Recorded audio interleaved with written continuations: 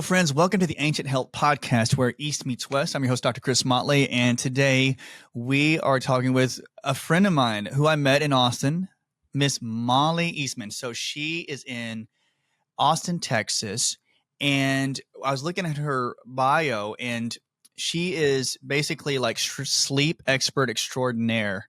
And one of the things that I really appreciate already knowing Mollie is that she's super, super kind and not just kind, but you can tell that she has a lot of knowledge and wisdom behind the information. And you could tell that she always wants to make everybody else feel important. And like everybody else, let them say what they need to say and let them feel really well and really warm about it. And she would never want to step on anybody's toes. And I don't say that lightly. I think that's what makes a great conversation. So, Mollie, I'm looking at these notes here, like what we want to ask, but I just want to say, first of all, thank you so much for being on the podcast with me. I appreciate it. Well, that was the most generous introduction I have had. And it's such a mirror effect, I feel, because the feeling is so mutual. And, you know, I shared on our last podcast, we just finished recording. We're doing a little swap. So definitely encourage people to listen to your episode and all your wisdom around all things sleep. And you're absolutely, preaching what you live. It was my experience. And so I'm just so grateful to be connected and for more. Oh, thank you, Mollie. Thank you, seriously, for the kind words, because you have a really great podcast that I was just on, Sleep is a Skill. And when we talked about like meeting before, I remember our mutual friend told me that you need to really talk to Mollie about sleep and about the effects of sleep. Now, one of the first pathways into studying sleep, I know we know some of the same people and also probably read some of the same things. Now, everybody out there, that's why I got Mollie on here, because I'm not a sleep expert. But I would say one of the most intriguing people I met at one time was Patrick Porter, Dr. Patrick Porter. Sure. And he talks about brain activity and sleep. Yeah. And when he's talking about the different levels, so everybody out there, there's different levels of sleep and different times of night and different levels of sleep that help heal the body in different ways. Yes. And then there's a book that came out he talked about, like Why We Sleep. And now I didn't read every single part of it, but the parts I did read were very, very intriguing about the way the body maneuvers at night to make sure you stay asleep.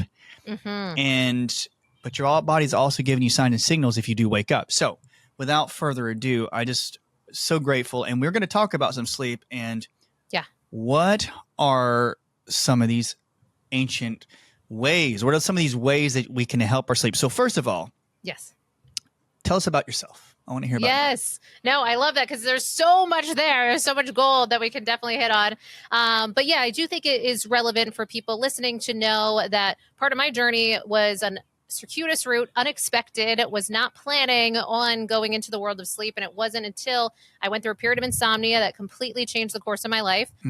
So for me, going down that journey was really transformative and had me start Sleep as a Skill.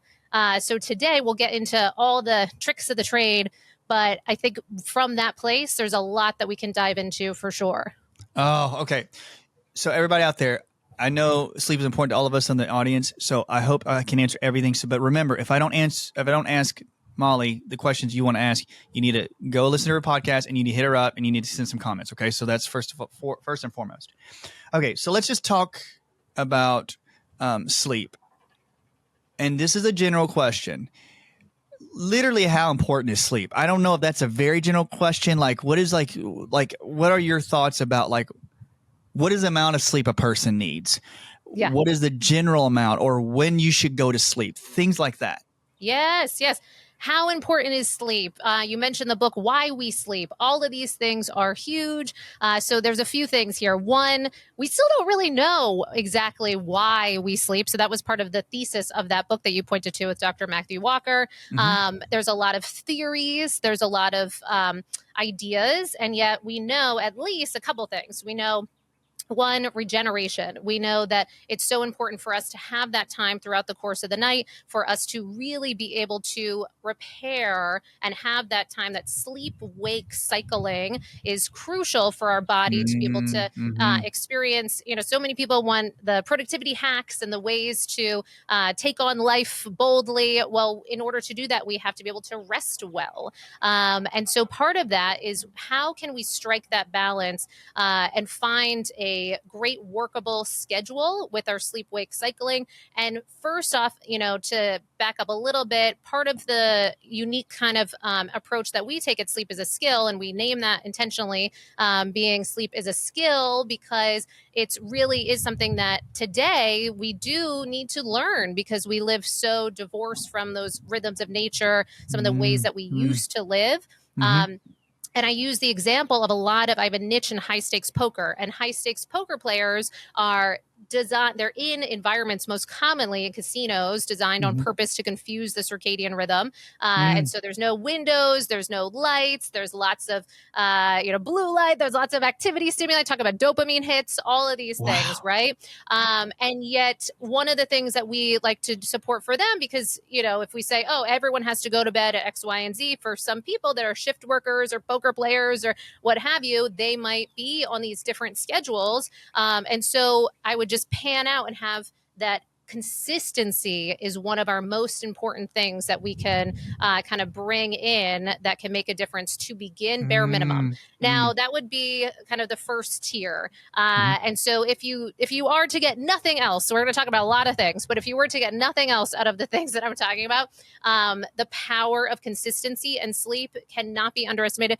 The number of people that come my way that say, oh, I'm pretty consistent. No big, that's not the problem. What's the supplement? What's the gadget? What's the thing that you can give me to make a difference in my sleep? But then we look at their sleep, and so commonly they have inconsistent wake up times. They're yo-yoing all over the place. So beginning with what time are you waking up, and have that equilibrium, that count audibleness 7 days a week, plus or minus around 30 minutes. Now, that's for the first tier of optimization. So for many people, that would be a huge breakthrough, just starting there. And please asterisk and caveat and note that if you were to begin there and then you have a rough night, usually that's where things go all awry. People say, well, I can't possibly, I had such a rough night, I need to sleep in, or I need to compensate in some way, shape, or form. I need to have naps. I need to, go to bed earlier. I need to have caffeine, all these different things to compensate. But instead, if you were to take this on, just experimentation for an extended period of time where you are still going to maintain that consistent wake up time, very soon you would be supporting a strengthening of that circadian rhythm. So we really want you to at least bare minimum start there. Then the next tier of optimization would be to then layer that in as closely as possible to the rhythms of nature.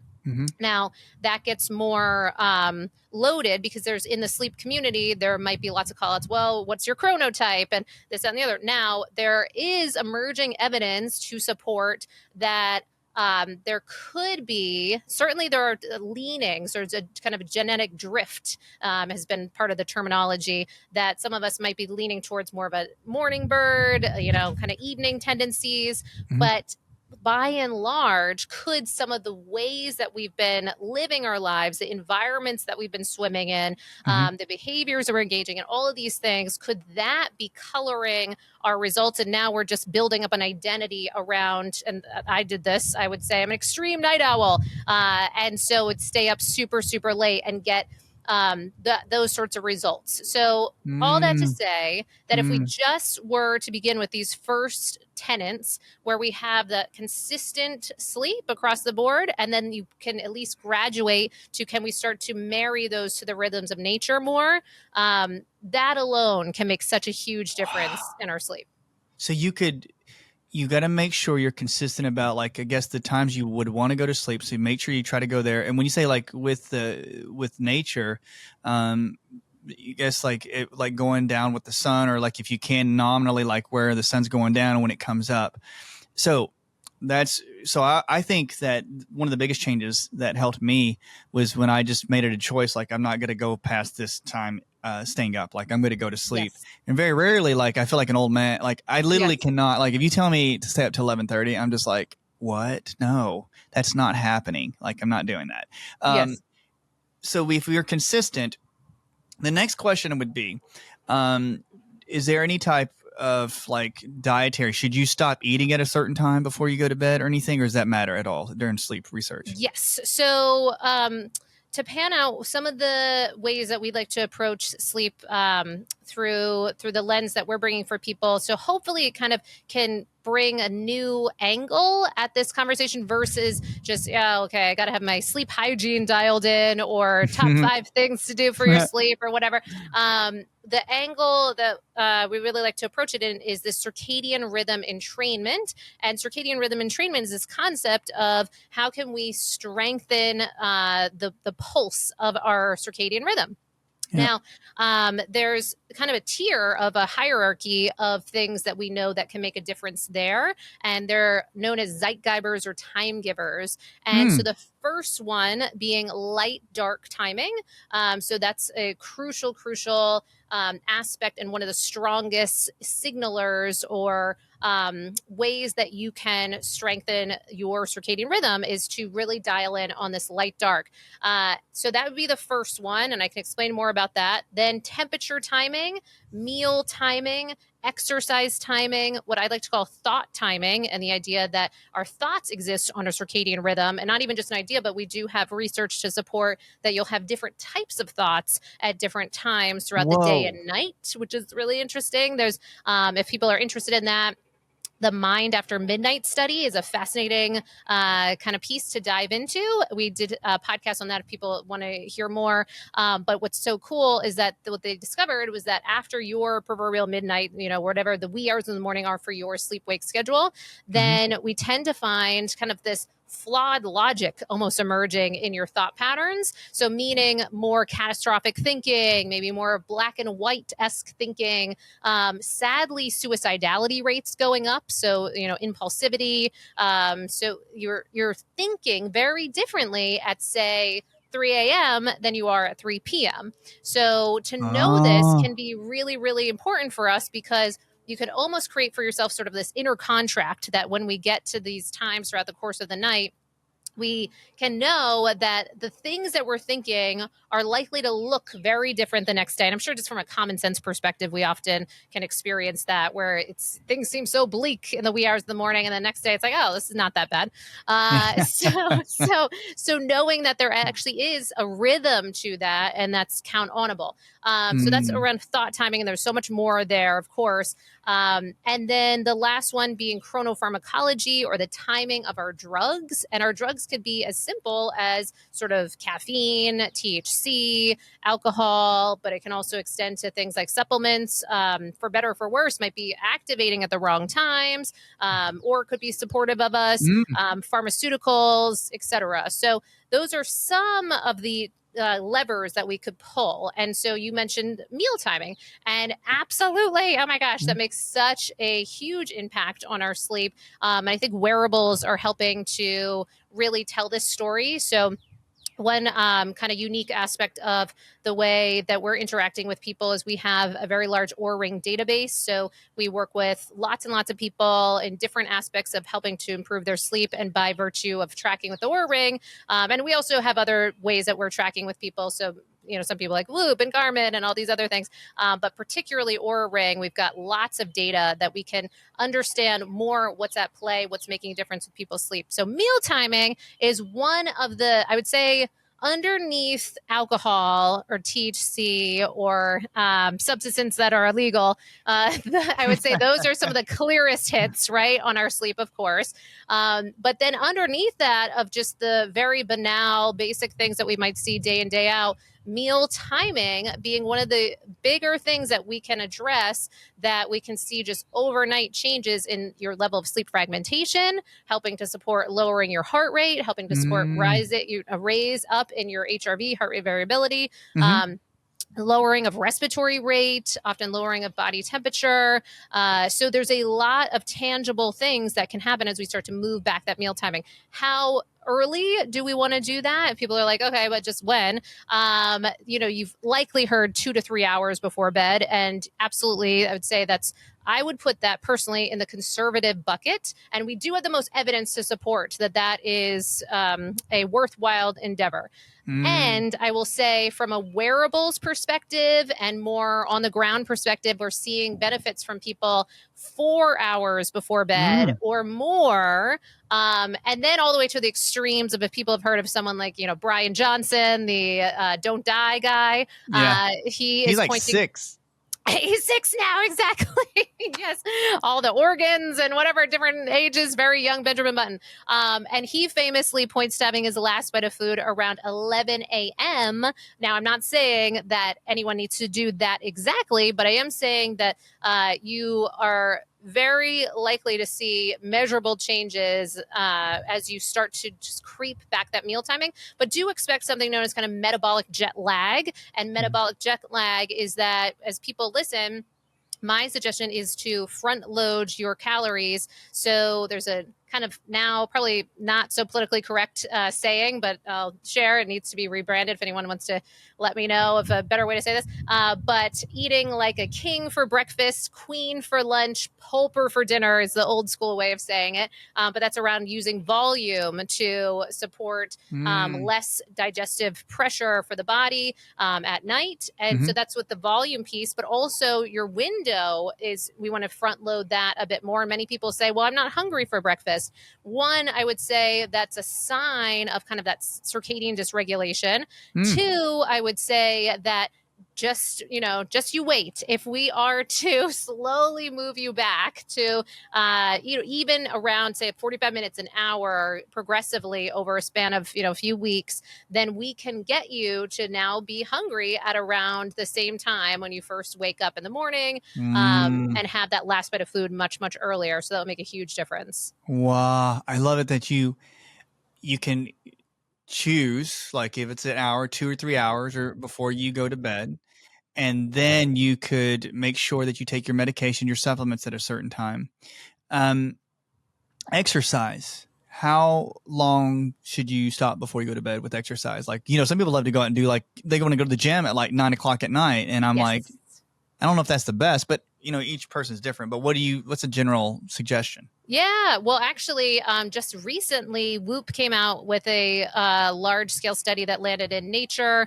They looked at thousands and thousands of individuals, and what they landed on was around this 4-hour and change mark for some of the call-outs of before last, your last endeavor with your working out, and certainly especially high intensity. However, there are a few different interpretations of that study, and one pointed to around 6 hours before bed engaging in your last kind of bout of exercise. And the reason they pointed to that was that certain components of sleep, not all components, but certain components were impacted even at around the 6-hour mark.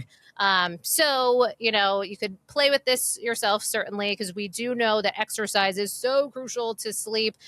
So we're not saying, oh, you can't fit it in, then, just be sedentary. However, what we would point to is the type of exercise you're engaging in, and that timing, and the environment too, because often we might see people in a blue lit gym and all kinds of problems with the activity, and that oftentimes they might work out and then eat right after, and just kind of a whole domino effect of problems that are going to impact your sleep. But at least starting to reverse engineer and work that kind of last training set earlier. Now, it is layered, because I will say there's different camps on this. If you're looking at more of the quantum biology approach, many people will point to more in your kind of afternoon window. Also, many athletes will point to afternoon for working out, because they'll point to the change in temperature, which is another important aspect of sleep. But your change in bodily temperature and the warming up of those muscles, less likelihood for injury. So those are two camps that might say, if you can do a little bit in that afternoon, great. Now, we do get a lot of pushback from people that will say, oh, but I got to work, and like, how am I going to fit that in? Now, there's other evidence for more, I would say, kind of more of a mainstream approach that would point to working out in the morning and the benefits for that kind of leveraging that sharp rise in cortisol on the first half of your day, because two important hormones for sleep are your cortisol pulse and then your melatonin pulse. And so you can help leverage that cortisol pulse in the morning. Now it's this Goldilocks because we don't want it too high, too low. And yet some of the concerns can be if we have people that might be waking up, they're maybe throwing back coffee on a fasted, state. Then they go do whatever, CrossFit or something under blue light.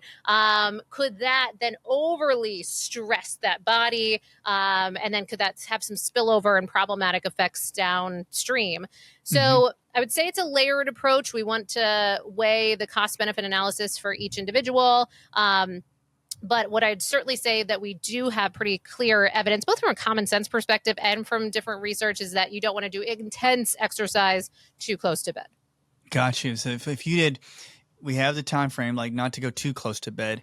What about you just talking about like temperature? What's the temperature should be set? Oh my gosh.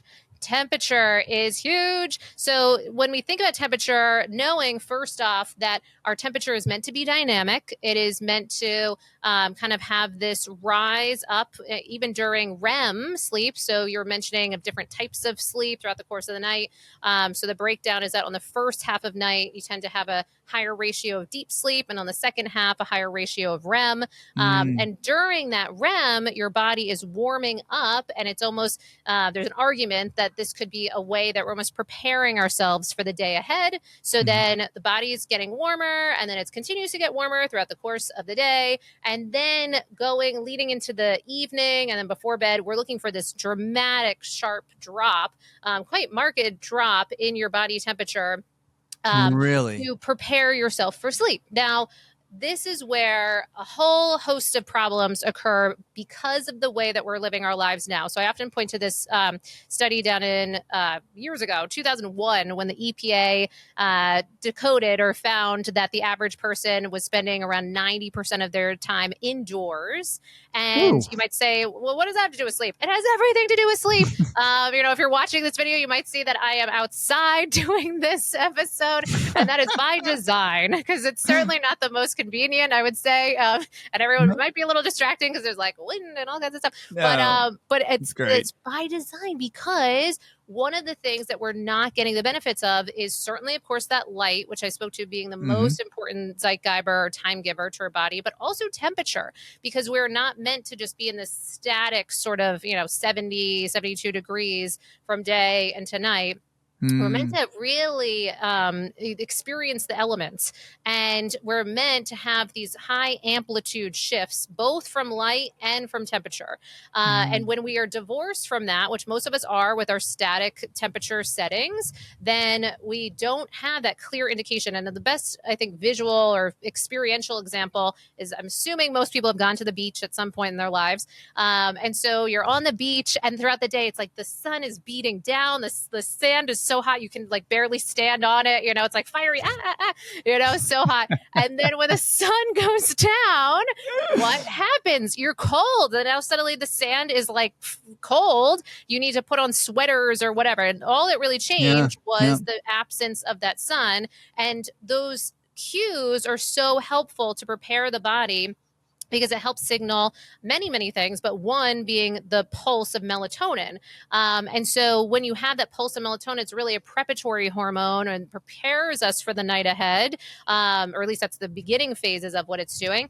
And so it's helping to lower your heart rate, lower your body temperature, get you set up for that long runway to transition from, often it's, Dr. Patrick Porter might point to kind of this crazy beta brain state we might be in often, and then to go to all of these different brain cascades to get to deep, rich delta sleep at night. We need the support of all of those cues, including temperature shifts. So the most practical takeaway would be, one, if you are able to expose yourself to more of these elements throughout the course of the day, that's a really important aspect of things. But two, even if you can manually change your temperature in your space to make that a little bit warmer by day and cooler by night, because the real takeaway here is we're trying to mimic exactly what's going on outside inside. And so really, I mean, at its most simplistic, if you were to just go live outdoors, I mean, a lot of this would be handled. And we actually have research to support this. So there's really fascinating studies at the University of Colorado where they took people camping, and many of them were self-proclaimed sort of night owls. And they would say, oh, I can't possibly go to bed, before midnight or whatever, just a much later skewing. All they did was take them camping and remove all electric lights at night. And by virtue of doing this, then in a very short period of time, the first stretch was a long week. And then on the second stretch was a long weekend, and different studies there. And both times they were able to measurably shift and move earlier that melatonin pulse. Wow. So that's where it really does help us question when someone, because I used to do this, I would say the chronotype piece, and I would say, well, I'm just a night owl, that's how it is. But we kind of have this self-fulfilling prophecy when we label ourselves that way. And of course, I'm not saying there's not differences, of course, and yet they're often still going to be tethered to those rhythms of nature. And that's what we see in hunter-gatherer tribes as well, is much more of this tethering to sunrise and sunset. So how can you leverage that temperature piece? And this is especially important for people in northern latitude locations or latitudes that are away from the equator, because that's where you want to make sure that you are getting that exposure routinely, because that will help us go into understanding more of the seasons and the body.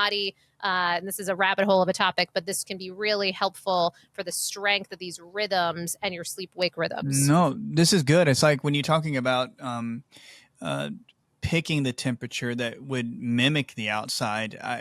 Because I think I saw a documentary where they would, well, this is for immune function, but a lot of the people like up in, was it Norway?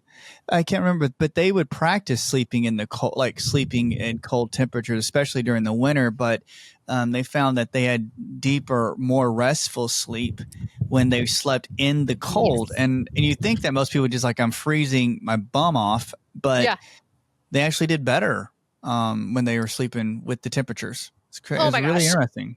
Real quick. So if anyone is looking for like an overnight change to their sleep metrics related and subjectively, I would absolutely highly suggest exploring cooling mattress toppers of any way, shape, or form. So now I will say, this is a layered topic, no pun intended, because it was... I'm here all night. I just flew in from Buffalo. Boy, my arm's tired. I was kidding. I'm sorry. I guess this is a long day. This is thankfully my last, last interaction with humans. Day. So here we go. probably kick me out. Okay. Anyway, so one of the things that can make such a difference is this temperature piece. And so for a few reasons, one, new research supports that cooling temperatures that you're sleeping within can help drop sleep apnea severity. So this is a big component here because so many people are running around undiagnosed with sleep apnea. If you're listening and you are dealing with snoring, you're dealing with lots of sleep fragmentation, your partner's dealing with these things, please get tested. Yeah, your kids, I mean, all of it. It's really rampant. So I would absolutely encourage people to get tested. I shared this when we were chatting before, that I absolutely believe that every person should be tested for sleep disorders, not once, but multiple times throughout the course of their lives, because it is dynamic. So even if you were tested, a few years ago, and then since then you've gotten older, your hormones have shifted, maybe you've changed, you've put on some weight, certain other things have been at play, dealing with more allergies, change in musculature, other factors, you can develop some of these sleep disorders, and for those, namely respiratory-based sleep disorders. But there's over 100 sleep-wake disorders, and so commonly they are going around undiagnosed. The average doctor has around 2 hours of training in sleep, even out of Harvard Med. So it's a real problem. And there's around, at last count, somewhere in the domain of around 7,000 sleep professionals for millions and millions and millions of people in the United States just alone. So there's a real missing in our ratio of support in this area. That is like, there's not enough. Okay. So with that, when you say like, okay, this, I'm not trying to veer out too far off. Like it does depend your sleep could dictate how well, like, of course, your immune system, your functionality, your heart, it helps heal those areas. But you're talking about, like, if your mate or your partner, your husband, wife's there with your kids. Yes. What is the difference? I'm trying to word this right. I have these notes here, but is there a difference, I guess, between the sleep patterns of a woman and a man? Like, let's say, Yes. maybe that's a little bit too general, but like, let's say it could be that they're off and you're off. So it can change you, basically, what I'm trying to say. Yes, so important. A couple of things. One, there was a rumor going around on social media that was pointing to that women need upwards of 10 hours of sleep a night, and it's this big conspiracy and what have you. And I am here to underscore that not only is that not accurate, but also this can be quite problematic because it puts this sleep pressure. And if anyone's ever dealt with insomnia, difficulty falling asleep or staying asleep, certainly as I shared, I was deep in the insomnia rabbit hole. And so when you layer on that sleep pressure with the idea that, oh, now you should, not only are you failing at getting sleep in general with your normal parameters, but now you need to get 10 hours, this can be really problematic. Now, I'm not saying that there's not a sleep need that's different between each individual. So on average, for a healthy adult across genders, the call-out is often between 7 to 9 hours of sleep per night. However, this is a kind of bell curve or really a U-shaped curve. And so you can see more, there can be some coupling where a little bit less than 7 hours, a little bit more than 9 hours might make sense for different individuals, and especially if you're Olympic athlete or what have you, and really putting lots of demands on your body, you might see a need for increased sleep duration. So that might be dynamic throughout life.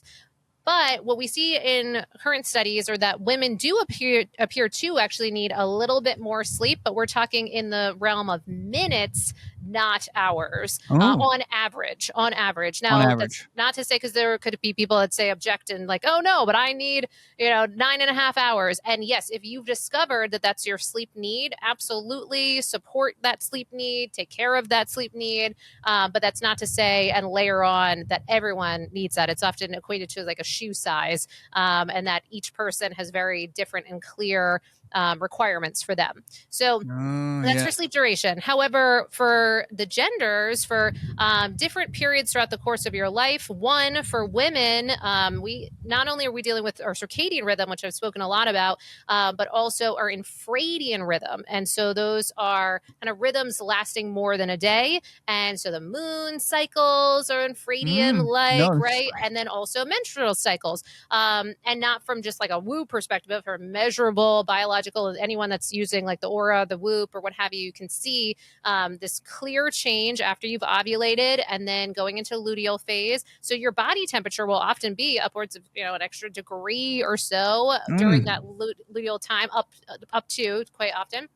And so you'll have that change, and then that can be more sympathetic leaning. So you can often expect that your HRV is going to be a little bit lower on that second half of your cycle. And so there's lots of things you can do to support that, but you might have more sleep fragmentation during that time.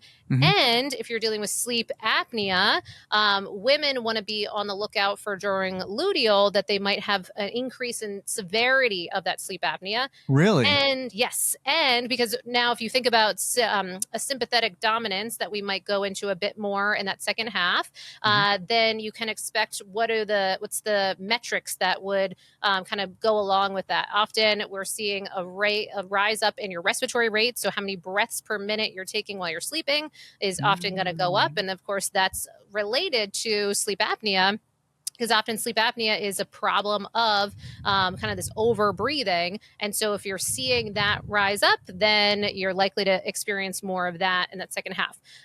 Then there's also of the generation, the years that you like, where you're finding yourself in the seasons of your life. So for women, post around 40 or so, give or take, this is a range. But as we start to transition more into perimenopause and certainly into menopause and postmenopause, very different things are often happening with our sleep, hot flashes being a big call out and concern. But then also sleep disorders appearing where there weren't sleep disorders before. Yeah. And so that's why there's even more of a sounding of the alarm of the importance of testing. And sadly, if you think that your, PCP or, your various, health team might have spotted some of these signs, unfortunately, many of them just don't have the training out of the system. It's not their, I'm sure they would love to know these things, but they're not being trained in these things. So they might be missing some of these flags. So you often do have to advocate for yourself right now. But because on average, we're sleeping about a third of our lives is spent asleep. On average, 26 years is spent of sleep, then it behooves us to kind of look at this. Is this working to the best of our abilities? And then also making sure we're not stepping over or normalizing certain things that might flare up that could be impacting the quality of our sleep. Like snoring is often something where people just kind of, oh yeah, I snore a little bit, or my husband snores a little bit, or whatever.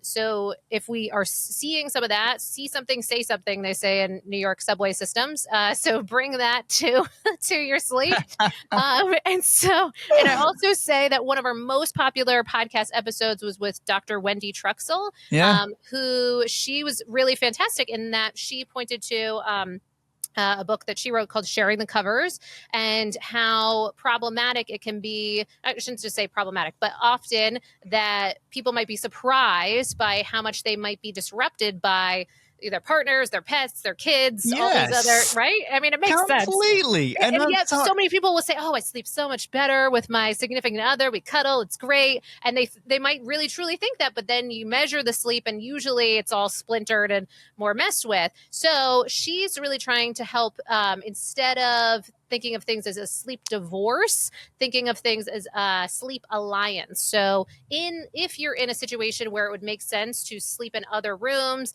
that a sleep alliance has a much better, kind of connotation. I love the word. Right? Sleep alliance. Sleep alliance, exactly. I'm making the argument that could, because it's another part of thought timing. If you're not sleeping well routinely, your emotional regulation is often impaired. So you can expect that interpersonally, we have research to support this, that your ability to even kind of read the room can get thrown off when you're not sleeping well. So your ability to connect with others, to emotionally regulate, and part of those factors that are important in a healthy relationship can go out the window if you're not sleeping well. So you can make the argument this could support you. That's the truth, though. I think that was another question. I think that some individuals, when they come in the office, okay, so everybody out there, I'm not speaking for Molly. I'm not saying you should sleep separate from your mate, but I would say there's times I've had a lot of patients ask me, is it better? Like they'll tell me like this person has sleep apnea. I have to go to the next room. I'm not getting enough sleep. But I also think that what I found is that if a couple comes in, and many times they do to get checked out, so the couple will usually have the same type of issues or problems. So I want everybody to follow that. Yes. They'll have the same acupuncture points that are off. They'll usually have the same spinal areas. They'll have the same organs that are imbalanced, because I always considered it being like two wires running beside each other. The electrical currents that are running through your body, you're going to influence the next person. They're going to attract your electrical currents literally, and you're going to influence their body change, and they'll influence yours. And I heard an old physician tell me, he said, the electrical currents in your body determine the shape of your hands, right? They do. The polarity, when you're an embryo, the shape of your hands, shape of your nose, shape of your ears is all determined by your electrical currents, right? Like in your skin, like the pattern. They say if you sleep next to somebody, this guy told me, he said, if you sleep next to your mate, they influence you so much that you start to match their electrical patterns. And that's why they think that sometimes you start to look like your mate. And I was like, interesting. That's an interesting thing. So not only do they influence their sleep, you may start looking like them. However, okay. So choose wisely. Yeah. Do you have an alliance? That's a good point. Sleep alliance. So, okay. With that though, what would you say though, if you have a couple and you say, we're going to create a sleep alliance, you're going to sleep here, or whatever their agreement is. What would you say to start off? Like, let's say they say, I don't want to sleep separate. Are there certain things you should turn off? Certain things you should, like, this is our rules for the bed. Like, Yes. what are some rules? Like, Yeah, that's you would it. say? Perfect. So the first step is communication, and that can sound so, cheesy, but it's so important So because you want to sleep separate? Is that what it is? You don't want to be near me? yeah, exactly. What are you getting at? What are we saying here? I know one step away from the sleep divorce can feel very loaded. Yeah. And, so with that, it's like, okay, can we create workable structures if the goal is to be able to maintain staying in the same bed under the same ceiling in the same room, then can we have workability? So often some of the things that we see commonly is that people might be on different sleep schedules, and there are a lot of modern things that we can support. So for instance, I mentioned some of those cooling mattress toppers. You can have settings so that it can kind of vibrate you awake, or it can warm you awake. And if you have concerns about like EMFs or what have you, there's different types that you can get that you can have more of sort of an airplane mode situation. So lots of different ways that you can kind of customize this. Then you can also have airplane mode options for wearables that will also vibrate you awake. So it might just take a little creativity if we're on different schedules. Yeah. Then how can we set up systems like even there's kind of Scandinavian setups where you have two different duvets, so you're not kind of tugging on the other person's duvets throughout the course of the night. You've probably seen That's not a that, bad maybe. idea. Yeah, Yeah, keep exactly. going. This is great. This is Actually, great. yeah, my husband and I right now are testing out. We've been together for oh my gosh, like 13 years or something. And so Wow. we have, I know it's so crazy. So we have right now we're testing on the same king bed this individual. They're like two kind of large twin mattresses, but they come like that. So you can get these from different mattress companies so that it makes the same king bed, but you have different so if you move around or you're getting up or whatever, it's not then spilling over into the next person, but you're still like, it looks like a king bed. Yeah. So, That's so a good there's call. different, little tweaks that you can make. There's bases that can like rise up if someone's dealing with sleep apnea, snoring. Those can help minimize the severity. Now, certainly get yourself treated, and there's myofunctional therapies that you can do. There's oral appliances. There's all these things, but that can further help support. So lots of those things, and then also kids, pets, all of that. Do we want to choose? Is this serving us to have the German Shepherd and the whatever, all of that, right? You have a cage somewhere. Like I'm just imagining like when you're like Yes. like your mates like got sleep apnea and you push a button and they're like completely sitting up and you got stuff on, then they wake up. That's why I laugh, because you all of a sudden, Molly, they're like, yeah. What is where am I happening? at? Exactly. Sorry. Okay. Surprise and So delights. dogs and kids, because this is a big thing though. And I know people out there, they love their kids, and I'm not kidding with their animals. This is very, very serious. But I'm also like, could it really disrupt? Because sometimes they're like, oh, the kids come in and they're kicking me and I'm at the edge of my bed and I didn't sleep last night. It happens all the time. Yes, and that's some of the finding from Dr. Truxell's work is that there can be surprising amounts of sort of micro awakenings or disruptions in your sleep that you might not even remember. And yet, if you think about the architecture of your sleep, when you're having some of those disturbances, if it's in order to get to the deepest phases of sleep, you're kind of transitioning from you're going down deep into an ocean, right? And so when you come up and you're awakened for whatever reason, then you got to go back through those levels again. So it's just very disruptive to have that happen ongoingly. And if you can, so commonly for most people, we're internally experiencing, you talked about stealth infections, all of these things that might be keeping you up at night from your own doing. So if we can minimize all the things that are externally happening, like let's please do that. Make sure we're in a totally dark room, can't see the hand in front of your face. It's nice and cool, cooler than most people would anticipate. So it's part of the call outs from the Sleep Foundation, between 60 to 67 degrees Fahrenheit. So much cooler than people might realize. And I will do that with the cooling mattress topper. temperature. Good And heavens. I know. And there's call-outs that there can even be the accumulation of brown fat as a result of that sleeping cooler. So that Oh, yeah. mitochondrial, dense, rich fat that we want to support. And often some of those improvements that I mentioned, HRV improving, heart rate, respiratory rate, less sleep fragmentation, and the elusive deep sleep that so many people want to improve too. So temperature is a big one too, but you're improving that environment, and that goes in with the choices of the people, pets, even plants like Henry, your plant.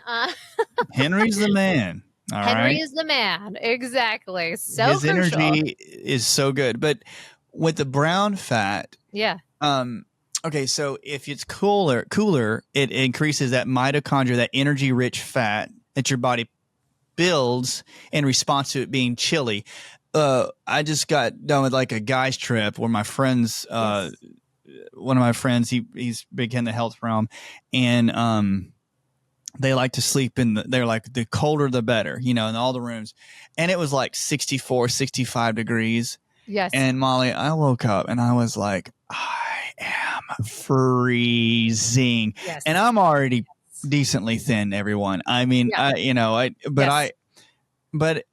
got kind of used to it after a night and a half, 2 nights. I was like, okay, maybe. But Yes. to me, it's like that's where you wear sweats and socks and stuff. Like, no, come on, tough it out. Yes. And, Yes. I'm waking up with the blue lips, and I'm just glad I did not. So I'm just like, I did. So Yes. with the temperature, so if a person says, can they gradually reduce the temperature? Oh, totally. And I don't want to misconstrue too if someone's listening and then they're saying, oh my God, that's painful, and they're so sensitive and they're waking up throughout the course of the night. Certainly we don't want to increase sleep fragmentation for you. Waking up, people are like hypothermia. I got hypothermia because exactly. Molly told. Yeah, thanks. Sleep is a skill, all right. Yeah, exactly. So instead, you're looking to, can you creep it just often cooler than you might imagine? And often, to your point, we can acclimate to this change. So, for instance, cold adaptation and heat adaptation. So right now, as I'm talking to you, it's like, I don't know, 80 something degrees out. It can get up to like 90s, 100s here in Austin. I had grown up in Maine, went to school in Syracuse. And so these were temperatures that were not native to me, but over time getting adapted. And so we can adapt to some of these things, but however you cut it, we want that high amplitude shift. So you want to have a higher temperature by day and a markedly cooler temperature by night. And that might be different. So if we look at hunter-gatherer tribes in Africa, like the Hadza tribe, their temperature range is going to look very different where they are versus up in Alaska or what have you, like Inuit tribes and different groups, right?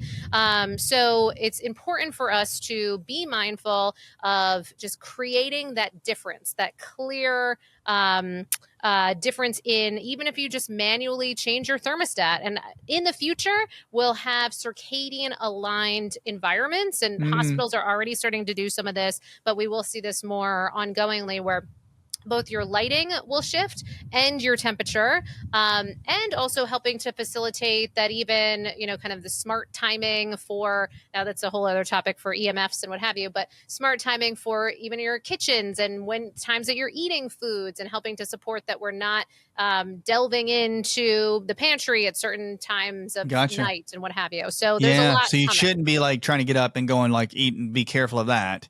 Yes. And well, when you recognize that, let's say you do get up and I'm hungry, or I get up, what would you recommend, like some of the basic practices?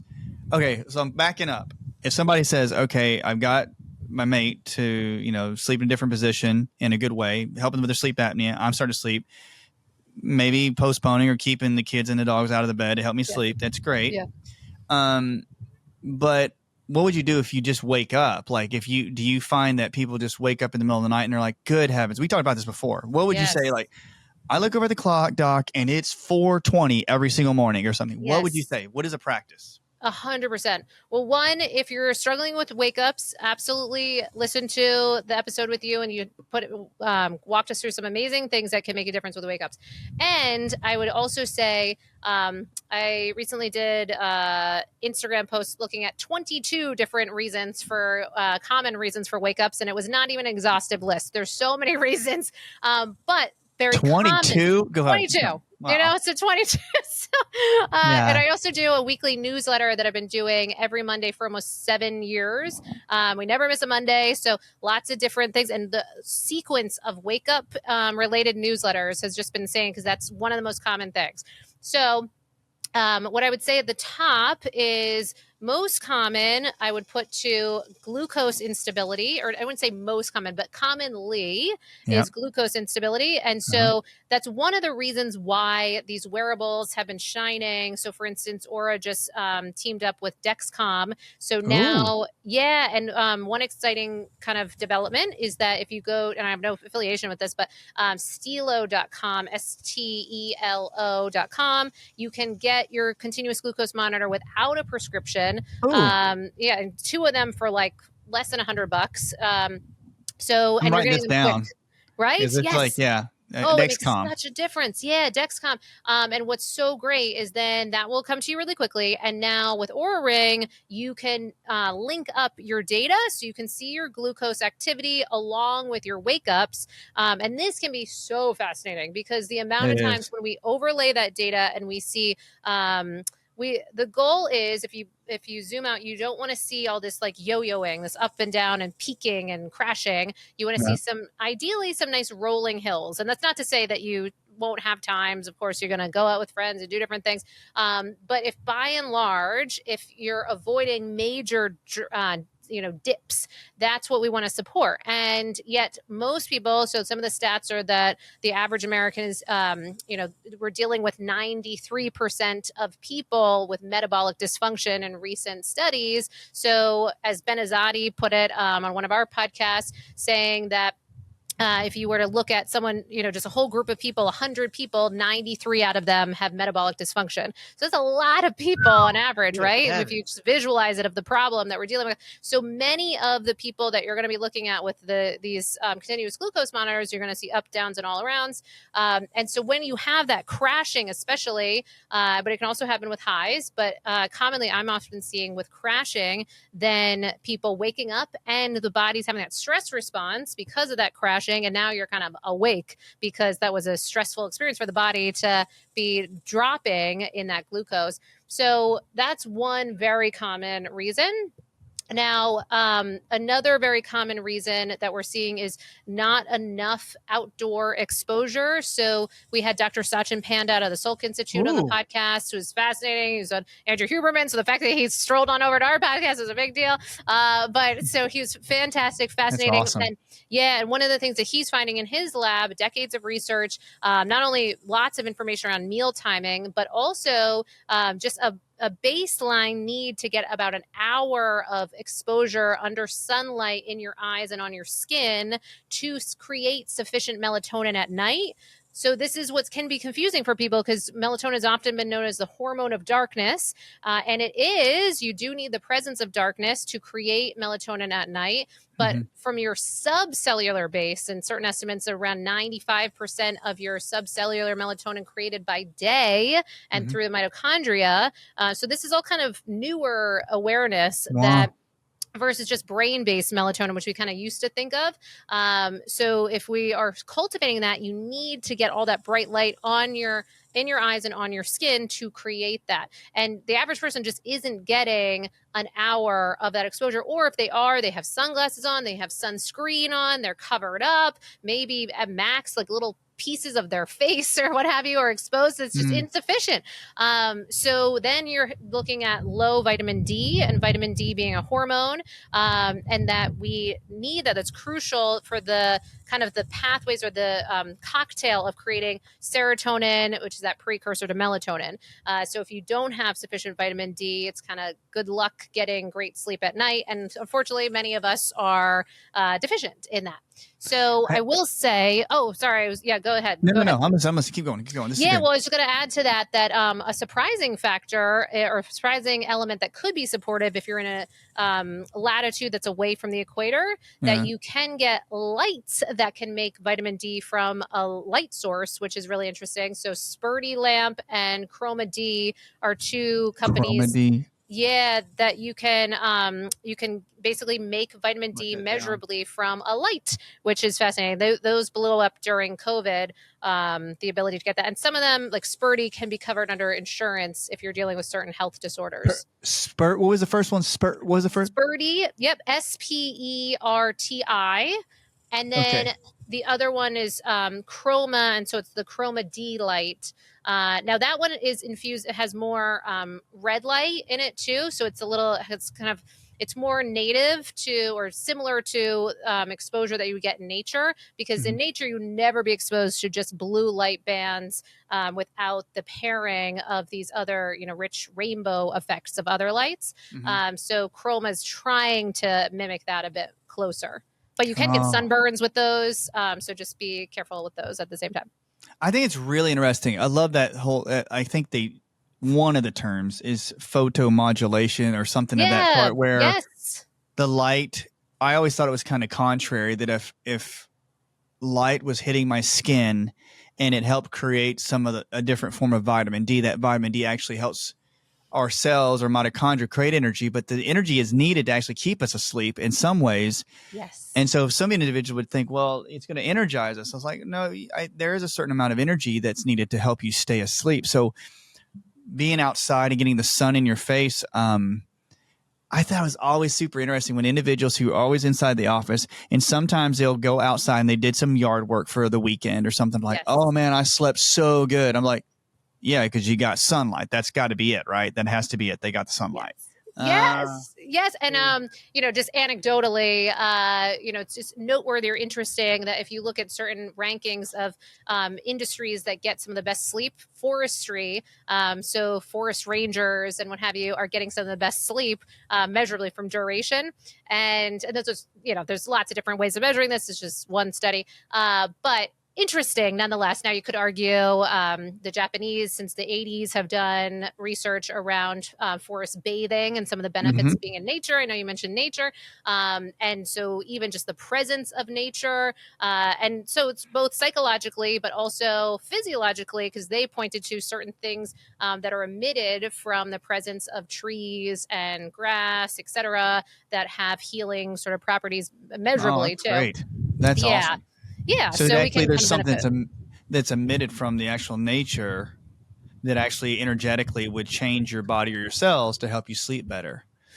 Wow, this is good. Okay. Oh man, time is getting away. I can't believe it. Okay. I know. So people have taken all these steps. So we're talking about consistency, going to bed at certain times, making sure it's cool at night, making sure that you're congruent with your mate about how you sleep, where you sleep. Yes. If there's that, mutual agreement, or maybe the kids and dogs, maybe making adjustments about that, eating, exercising about certain times. But is there adjustments that people see though, like when they age? Do to certain ages, like they get to change, like when you get to 40s and 50s and 60s, and maybe it's the same, like they're saying, no, you just go to sleep at that time. But are there any changes that people should make? Because some people are listening going, well, I'm 60 or 70 and I feel like I need to have a lot more sleep. And there's sometimes when people don't sleep that much when they're older, Yeah. A couple things. One, I would point from a psychological perspective, there could be some easing of pressures because sometimes sleep pressure can mess with us and our results. So as we age, just knowing that there are certain theories that are elders in our proverbial tribes, there was benefits from the perspective that they would have more sleep fragmentation and then could kind of keep watch on the tribe, whereas they might no longer be able to be the warriors or what have you out fighting the good fight, but they might be able to help sound the alarm if there's danger. So there might be a new way that they can provide value for the group. So that's kind of, just one angle at it if you are finding yourself dealing with more sleep fragmentation. But I would say that I would question some of our ideas of what it looks like to age in our current state of really a sick society, sadly, just even measurably.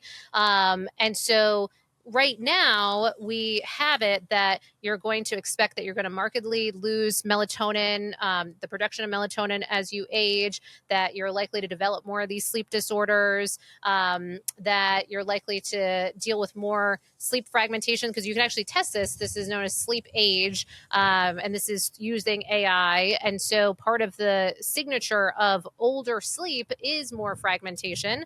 And that's Mm-hmm. just one aspect, but then often shortened sleep duration as well, and often less rich sleep architecture. So all these changes that can commonly happen. But I would say that one of the things that we are often seeing is that people are starting to change some of their behaviors throughout their life, and post, certainly in the West, after they retire. And we start to see lots more napping. We start to see more kind of change in their sleep wake cycle, not needing to get up for particular things. And all of this can create sort of the circadian derangement.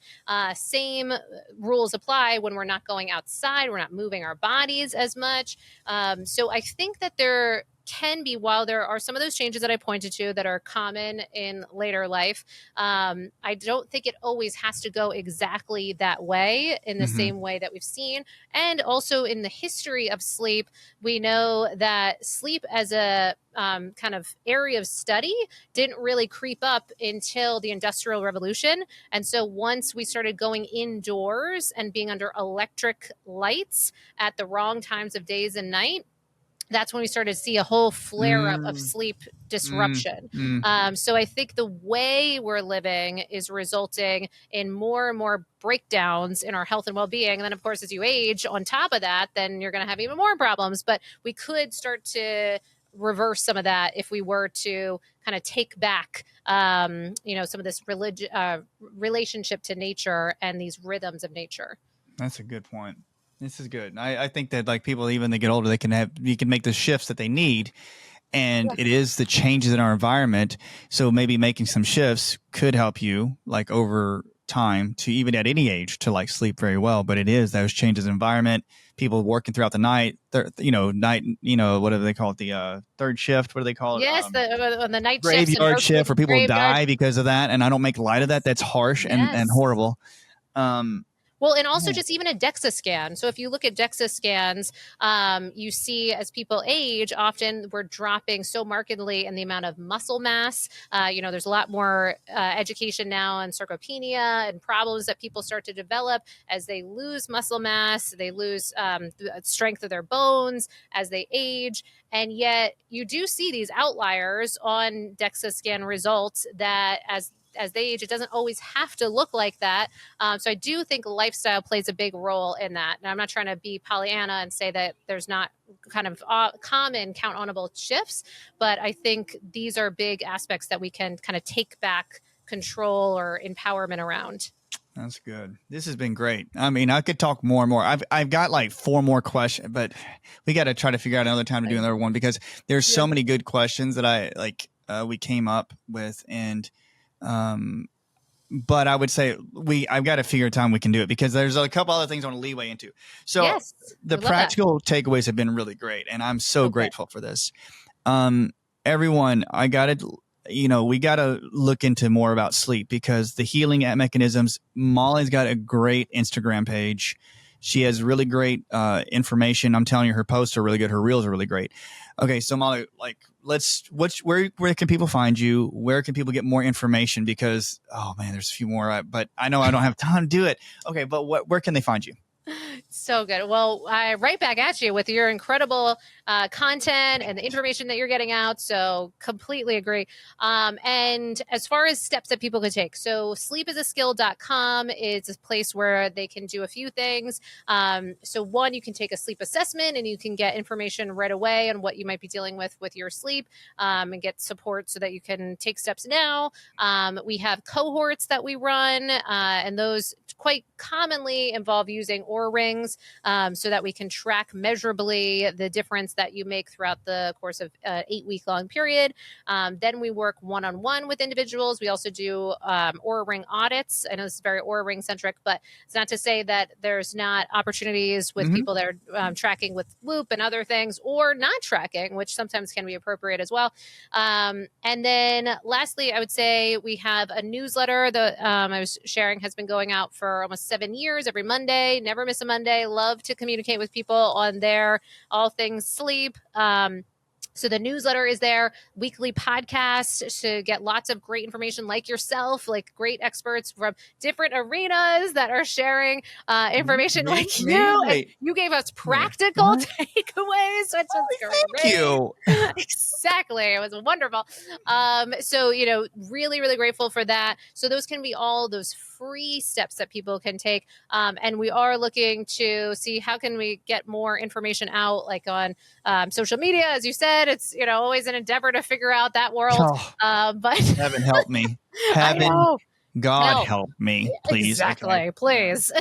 But yeah, so those are all steps. And I will just end this, or kind of put a bow on things, with saying that my mission on the planet is to help support people with their sleep. I truly believe that I personally dodged a bullet because I was initially given, every sleeping pill under the sun, and could have easily gone down this path of finding myself just relying on pharmaceuticals and pill for every ill, and just, whole worlds could have gotten created. And thankfully, I'm grateful for some of the conversations I found myself in, and experts, and an alternate path. And so I really want to help support people in that. And dare I say that this could actually be a gift and a blessing. So finding the blessing in these kind of challenging times when we're struggling with our sleep. Yes, I agree. And for everybody that's listening, look at your sleep as a way to investigate. Like, from what you're hearing from Mollie, that there's different informational pieces that come from your sleep. Your body is trying to give you a heads up, and it is tough, but I really am about that sleep study. So I think that if you're talking about people doing sleep studies throughout their lives, I want everybody, that's a big practical takeaway too. Like, do sleep studies, because it could be that you're just not sleeping well and not sleeping enough. And that's not just something we go, oh, I'll just sleep. No, you're spending a third of your life sleeping. Yes. You better do it right. That's what I'm saying. And they're easy too, because sometimes people I hear, they're like, oh, they like picture, cords and wires, and they're right. In the in-lab, often you are covered in cords and wires and whatever. And the at-home now are so easy. I mean, you can get just a little ring, and you just sleep with the little ring. That's one way. You can get a little watch is another way. And then what's really cool is we have different tiers now. So we can test with those, and then that can kind of show us, are there respiratory-based sleep disorders at play? Is there more than we can uncover in that first step? Then there's intermediate types of tests that then we can use EEG all at home too. Now, those just have more things. They you kind of stick on your head and on your limbs. You can look at restless leg syndrome and other things, periodic limb movement disorder. So you can then test for those. And then finally, if still things are awry, then you can go in lab. But it doesn't have to look like how it used to look. And so it can be very easy and quite affordable. Okay, well, we need to put that in our show notes. So Christy, if she's listening, we need to put that in the show notes. And I'll connect with you. And if we have any other questions, I want to put those in the show notes. And remember, we'll put her information down. Please check her out at her podcast and on Instagram.